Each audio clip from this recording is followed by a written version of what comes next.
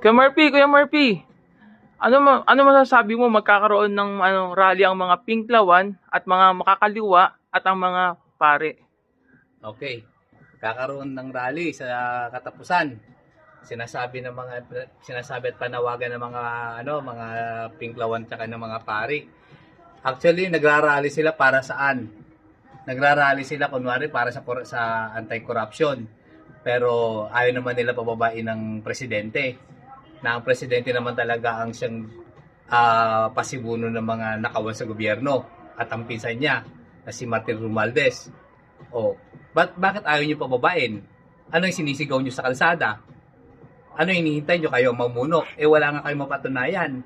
Sa dilawan niya nag-umpisa ang kahirapan. O, tapos magsisisigaw kayo. Makakaliwa, mga pare. Nung una pa lang nagrally ng mga tao, di kayo sumama. Ano to? Private rally? Kayo lang ang pwede? Kayo lang ang ayaw niyo ng DDS ang kasama ninyo sa pagrarally ngayon? Hindi talaga sasama. Dahil unang-una yung rally ninyo walang paninindigan. Walang ewan ko basta walang saysay ang pagrarally ninyo kasi gusto niyo kayo ang maupo. Hindi talo na nga kayo sa botohan eh. Hindi nga namin alam ba't nanalo yung Kiko Pangilinan nyo eh. Saka ibang Aquino nyo eh. Oh. Rally kayo. Sigaw kayo.